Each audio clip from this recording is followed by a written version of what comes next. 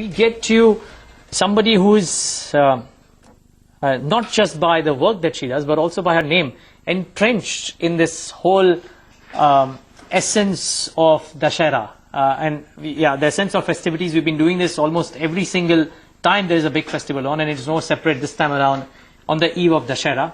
And Eika Banerjee, CEO of Future Learning, joins in right now to speak about that. So Eika, firstly, I mean, the way I introduced you, you're by name and by work, you are completely entrenched in Dashera. What does Eika mean?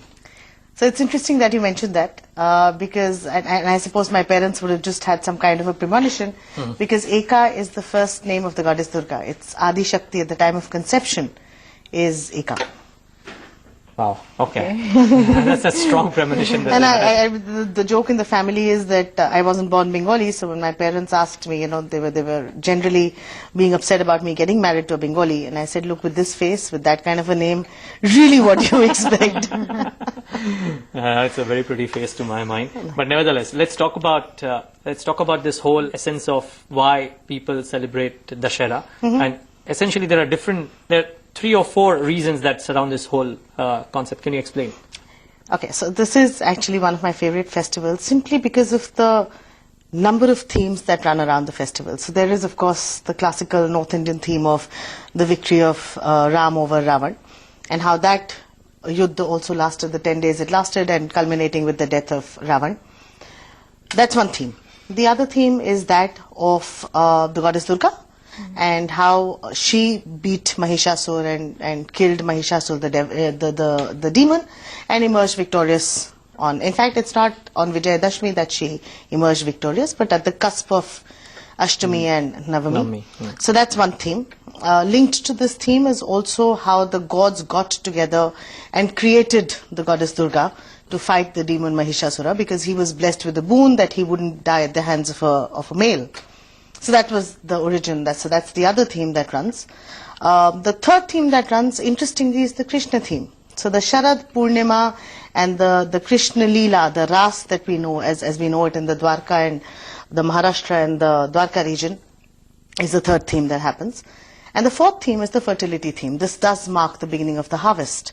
So the whole, the Ghata Sthapna, the Sthapna of the Ghada, and it's a very interesting ritual, you know. So at the beginning of Durga Puja, at the beginning of Navratri, they sow these seeds into a little pot of clay, pot of soil. On the 10th day, these seeds sprout.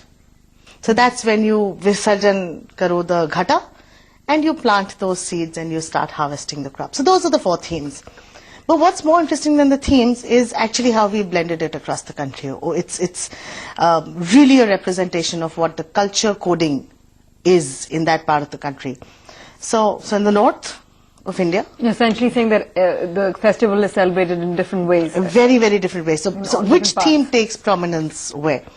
So in the north of India, we of course do the whole male chest thumping alpha theme of Ram beating Ravan. So it's 10 days of the Ram Leela that happen, culminating in the effigy burning of the Ravan. That's my version of Dashera, because I come from the north. I'm not surprised, and that's the only version you probably heard. Yeah, exactly. However, what's interesting is that due to the peer pressure, and they've realized that Durga is just becoming a very popular goddess. So even in the north, they do have a theme which says that Ram started the war calling out to the Devi. Okay. So if you've been, and again, it's a mix of whether Ram called out to the goddess or the gods created Durga. Sure. And it's actually done in that period where the goddesses were actually were asleep. So the gods were asleep. It's not a time that they usually wake up, which is why any celebration of Durga Puja begins with Jago, Devi Jago. Okay. So that's the North Indian theme. Sure. Largely male and very aggressive and very violent. So that's North. Now let's come to the West, the Gujarati theme. Party. Pure party. So, Garbha Dandiya Ras. The Garbha is the fertility theme. The Dandiya is the battle between the Durga and the demon, Mahishasur.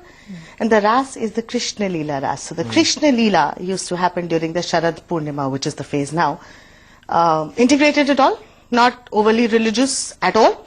By and large, one big party theme. In fact, if you I look like at it, that. Everybody does. Yeah, I know. But there's And we diversity in the always studio is what I'm participate. saying. Huh? I know, that's Coincidentally, true. there's diversity in the studio. There's Dandiya not- gets everybody Yes. going. doesn't Dana it? gets everybody going. Yeah. And now the In fact, interestingly, and I must add this as a corollary, the only true festivals, religious origin festivals this side of the world, are actually, because by and large Vaishnava is very Krishna worshipping. Sure. So Janmashtami and Holi have serious religious significance. Sure.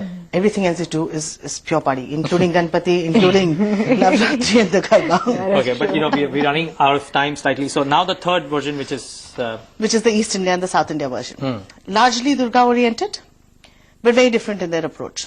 So the Bengalis, of course, have united the Ram and Ravan theme, the Mahishasur and the lords invoking the Durga theme, the warrior in the Durga theme, to the ladki coming home to her Maika with her kids theme, which is just so Bengali and so emotional.